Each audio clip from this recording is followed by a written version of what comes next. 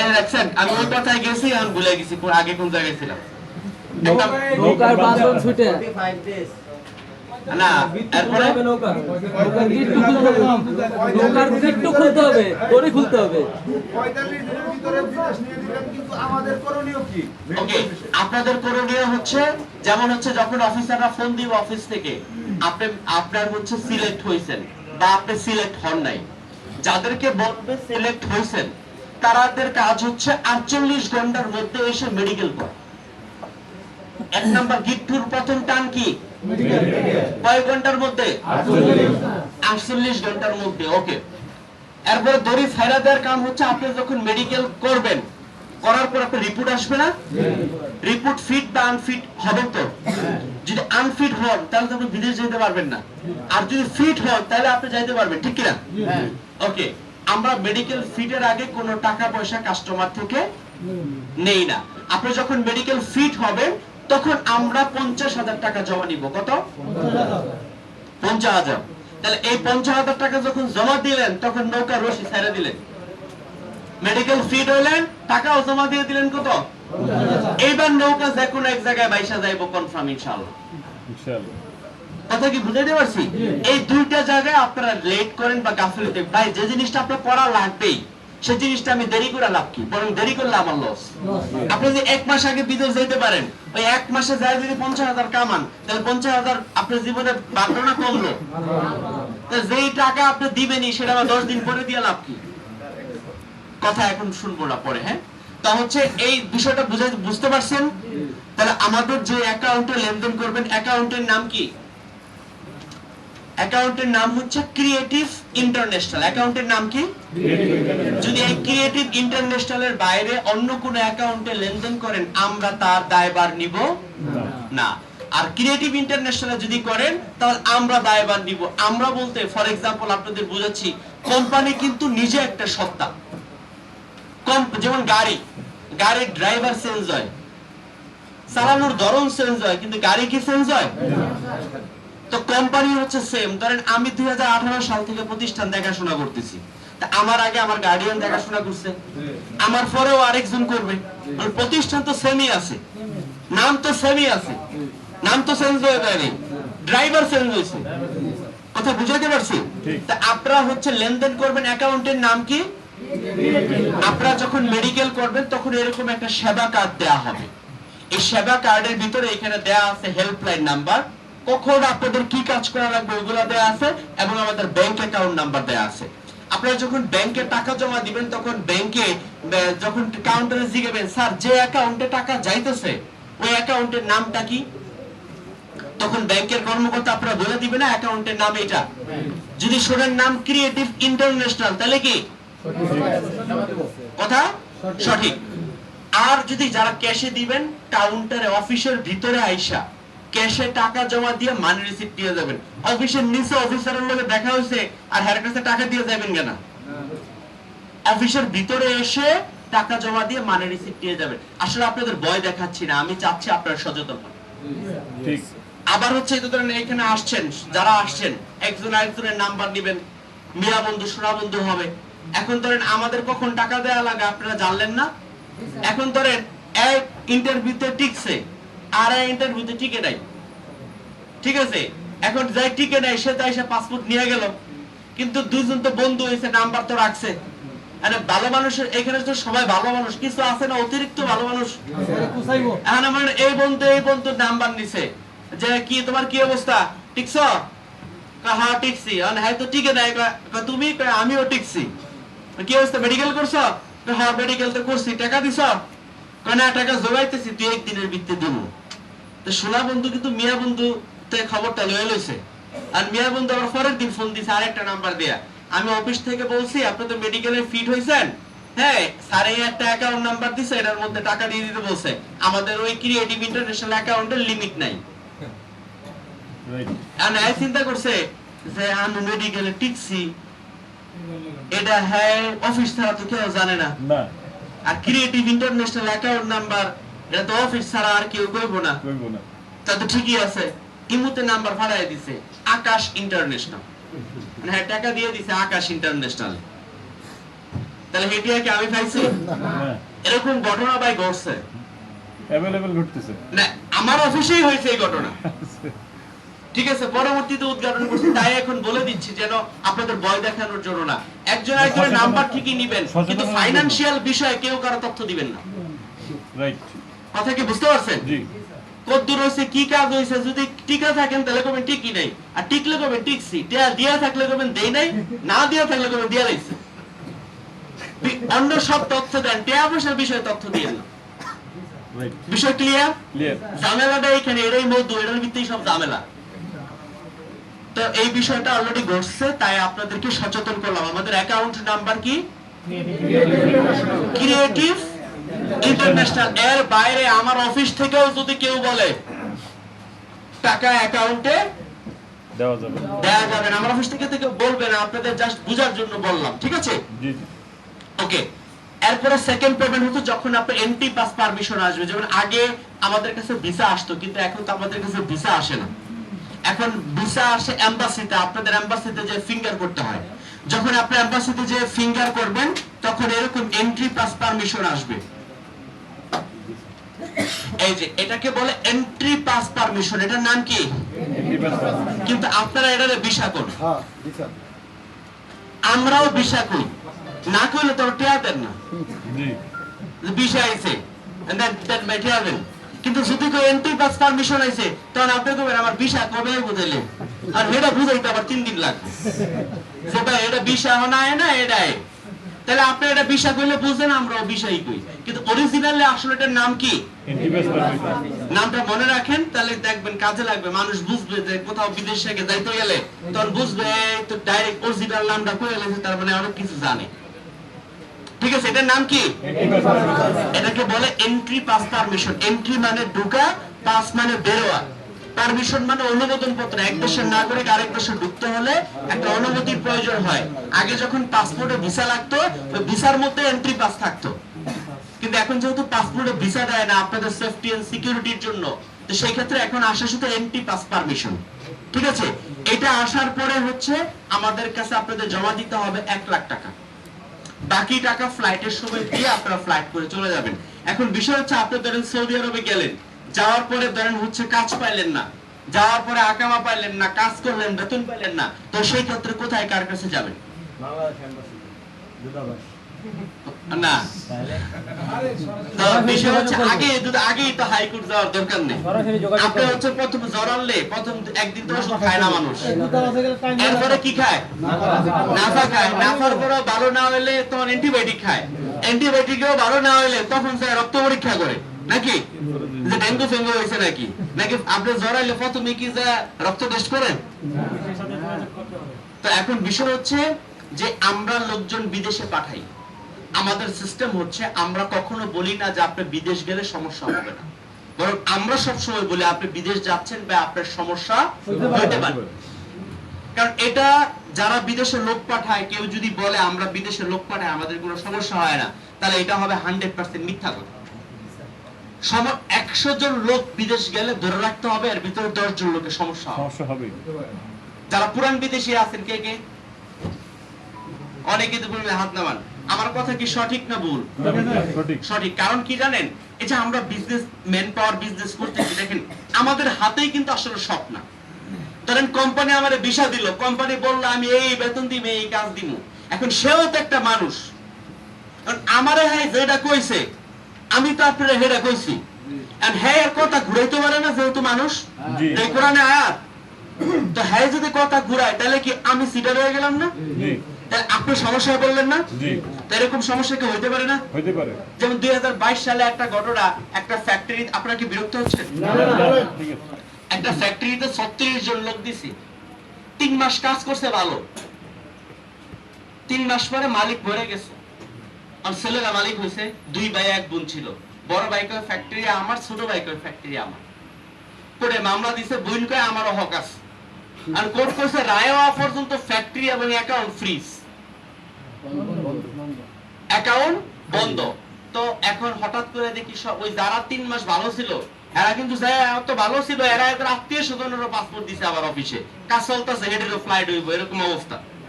একদিন হঠাৎ করে দিই সব গার্ডিয়ান অফিসে, কি হয়েছে, আপনারা তো ভালোই কাজ করাইছেন 3 মাস, এখন হঠাৎ করে কাজ বন্ধ করে দিচ্ছেন, 2 নাম্বারই করছেন আমগুলোকে। এক একজন এক এক কথা কইতেছে। পরে এক মহিলা হাত তুললো, মাঝারি বয়সের, কয় স্যার আমি একটু কথা বলতে চাই। আমি বলেন। কয় আমি তো আরবি জানি, আমি আগে সৌদি আরবে ছিলাম, আমার বাইরে আমি ইন্ডিয়া দিয়ে পাঠাইছি স্যার। তা আমার ওইখানে আমার বাইরে বলছি তাদের কি সমস্যা, এখন আরবি আছে থাকলে একটু দে আমি কথা কই। তা আমি যদি আরবি জানি, আমি আরবিরে জিগাইছি কি সমস্যা। তা আরবি কইলো এদের বস মরে গেছে, এখন বসের ছেলেরা মামলা করছে, বুইনাও মামলা করছে, এখন এই কোর্টের রায় হওয়া পর্যন্ত এনে আসলো, কাজ হইব না। তো দেখেন এদের মাঝখান থেকে কি কথা বের আসে। তো আমি বললাম এই যে মালিক মরে গেছে, এটা কি আমার দোষ? দোষ আমার না, কিন্তু দায়িত্ব আমার নিতে হবে নাকি? এই লোক যে 3 মাস হচ্ছে গেছে, ঋণ করে গেছে, ধার করে টাকা নিছে, কিস্তির টাকা, আর কিস্তি গুলাই তো বুঝবে না যে মালিক মরে গেছে, ঠিক কি না? তো এখন কি বিষয়, তো কোম্পানির সাথে আমরা কথা বললাম, কথাবার্তা বলে আর ছেলেরা বললো না লোক আমরা ছাড়বো না, আমাদের লোক লাগবে ফ্যাক্টরিতে, আমাদের রায় চলে আসবে, তোমাদের লোকদের আমরা থাকা খাওয়ার ব্যবস্থা করে দিতেছি, লোক থাকতে বলো। আমরা অফার দিছিলাম তুমি যেহেতু তোমার প্রবলেম, তাহলে তুমি লোকগুলোকে কাফালারে বা রিলিজ করে দাও, আমি অন্য জায়গায় অন্য কোম্পানিতে ঢুকাই দিচ্ছি। তা বলছে না আমার লোক লাগবে। এখন যদি কেউ লোক না আসে, যার কোম্পানি গেছে, আমি যদি লোকটারে নিয়ে এসে সে অবৈধ হয়ে যাবে না? তো এটা হয়ে গেল 1 মাস 2 মাস, সমাধান হচ্ছে না, রায় আসে তো আসে না, কোর্টের কাজ তো বুঝেনি, রায় আইলে আবার আরেকজন যা আপিল করে, এই ঝামেলা শেষ হচ্ছে না। 2 মাস বসে রয়েছে, এরাও পেরেশানি আমরাও পেরেশানি, এরা বলতেছে খালি অ্যাকাউন্ট সুটবো স্যালারি দিয়ে দিব। তা আমাদের সিস্টেম হচ্ছে যদি কেউ ওইখানে যাওয়ার পরে বসে থাকে, কাজ না পায়, স্যালারি না পায়, স্যালারি আমরা অফিস থেকে দিই, কিন্তু এখন এরা বলতেছে দিবে। তো এরাও যদি দেয় আমরাও দেয়, আমরা দিলে কি পরে আবার টাকা ফেরত চাইতে পারবো? আমরাও ওইসি যে রায় হয়ে যাবো, টাকা দিব। 2 মাস হয়েছে দেয় না, তো আমরা 500 রিয়াল করে সবাইরে দিলাম। তো এরা মনে করছে যে এই 500 রিয়ালই মনে হয় শেষ। তো এরা কইতেছে ওইখানে যারা আছে 2-1টা বেশি বুঝুন না লোক আছে না, ঠিক আছে, কয় চলো আমরা একটা ভিডিও বানাই, ঠিক আছে, ওই ভিডিও যদি এমবাসি পর্যন্ত যায়, ঠিক আছে, বা সরকারি লোকজন দেয়, তাহলে আমাদের দ্রুত সমাধান হয়ে যাবে। তো ভিডিও বানাইলো, ভিডিও বানানোর পরে ওই যে কোম্পানির যে বাঙালি থাকে না ম্যানেজমেন্টে, আবার গ্রাহক কাছে কইছে এরা এরকম ভিডিও বানায় ছাড়ছে, মানে 2 ভাই আইয়া হকি স্টিক লয়া যারা যেমনে ফারছে ফিরাইছে, কারো মাথা ফাইটা গেছে, কারো নাক ফাইটা গেছে, কারো আঙ্গুল ভেঙে গেছে।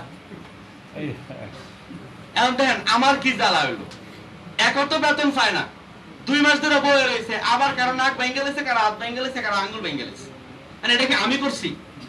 তা এর এই ঘটনা বললাম কেন, যে বিদেশ যে যাচ্ছেন সমস্যা কিন্তু হইতে পারে, মানে আমি করব না, ন্যাচারালিও সমস্যা হইতে পারে, তাই মাথায় রাখতে হবে আপনার সমস্যা হলে হবে, কিন্তু সে সমাধান হবে, তার জন্য আপনাকে ধৈর্য ধারণ করতে হবে।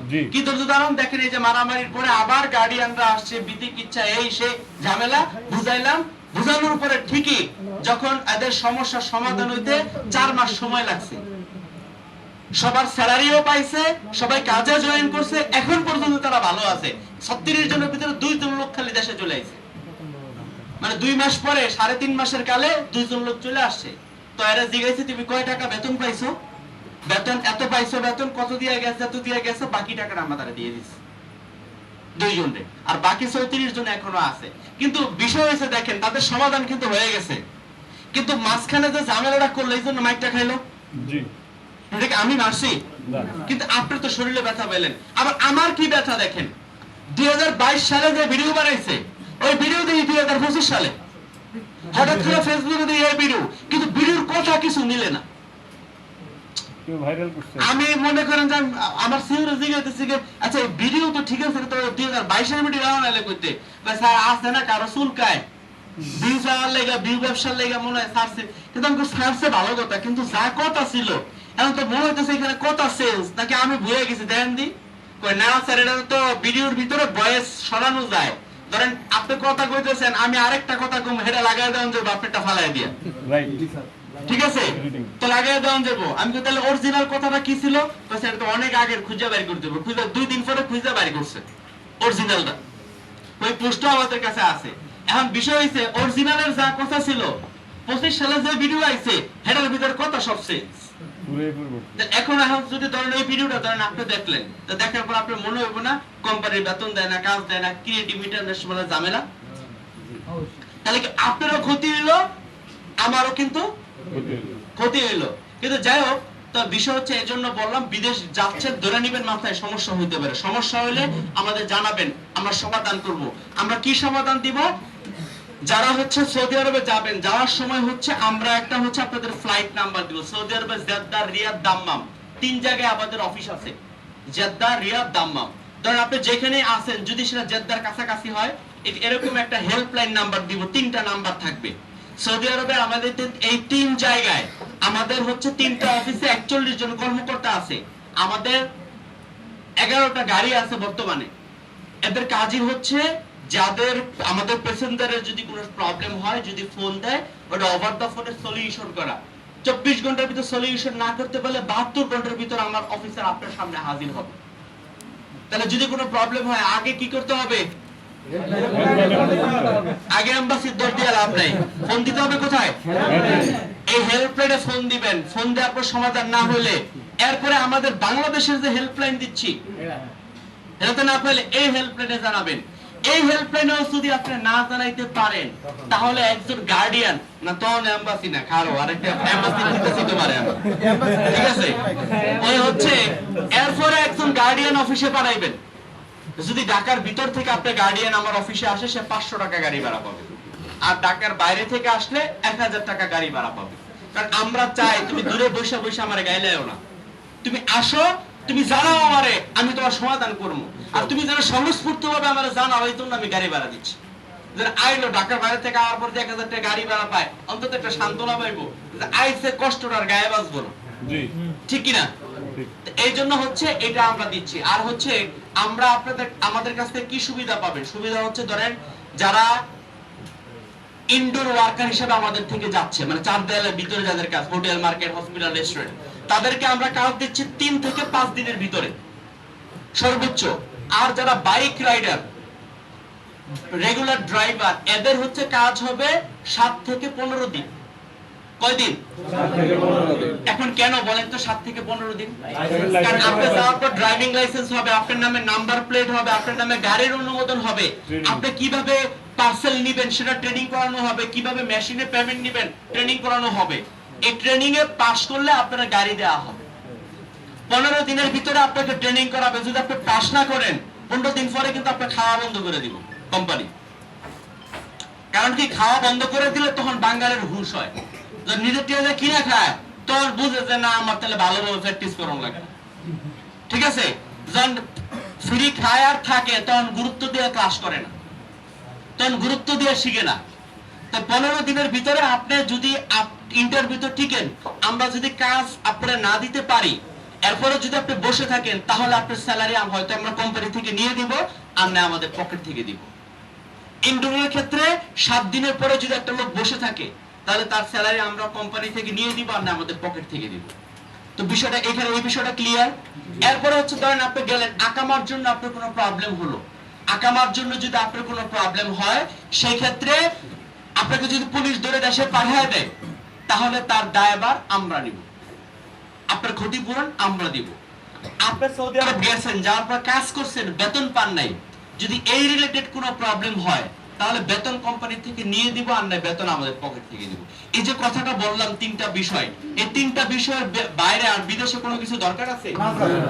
বিদেশে যাওয়ার মৌলিক অধিকার হচ্ছে যাওয়ার পরে কাজ পাওয়া, বৈধভাবে থাকার জন্য আকামা পাওয়া, কাজ করার পরে বেতন পাওয়া। এই 3টার বাইরে কোনো জিনিস। আপনারা যখন আমাদের এখান থেকে বা যেখান থেকে বিদেশে যাবেন, তখন এই যে কন্ডিশন আপনাদের বলবে, এই কন্ডিশন গুলো বলবে 300 টাকার স্ট্যাম্পে লিখে দিতে। কোথায়? স্ট্যাম্পে। এখানে দেখেন আপনার নাম থাকবে, ঠিকানা থাকবে, আপনার স্যালারি কি, কাজ কি, এখানে লেখা থাকবে। এবং আপনার কোনো সমস্যা হলে দ্বিতীয় পাতায় আমরা যে কথাগুলো আমি এখন মুখে বললাম, যে কথাটা এখন মুখে বললাম, যে আপনার সুযোগ সুবিধা কি, আপনার হচ্ছে সমস্যা হলে কি কি সমাধান পাবেন, সেগুলো যে স্ট্যাম্পে লেখা বুঝে নেবেন। 3 নম্বর পাতায় থাকে হচ্ছে সৌদি আরবে যাওয়ার পরে আপনি কি কি কাজ করতে পারবেন না, কি কি সরকারি নিয়ম ভঙ্গ করতে পারবেন না, এই বিষয়গুলা আপনারা বুঝে নিয়ে তারপরে বিদেশে যাবেন। কারণ এখন যে এন্ট্রি পাস পারমিশন আসে, যে এটা আসলে কচু পাতার পান, এটার কোনো দাম নাই। এটা বেলুলেস একটা জিনিস, এটা দিয়ে আপনার কোম্পানিও নির্ধারণ হয় না, এটা দিয়ে হচ্ছে আপনার কাজও হয় না, এটা দিয়ে আপনার কোনো কিছু হয় না। তাহলে আপনার নিতে হবে কি এই স্ট্যাম্প। ক্লিয়ার? এটাই হচ্ছে আপনার সিকার। এই যে কাগজটা, এটা কি বাংলাদেশ সরকারের কোনো কাগজ? এটা দিয়ে কোর্টে কোনো মামলা করতে পারবেন? এটা দিয়ে কোনো অধিকার নিতে পারবেন?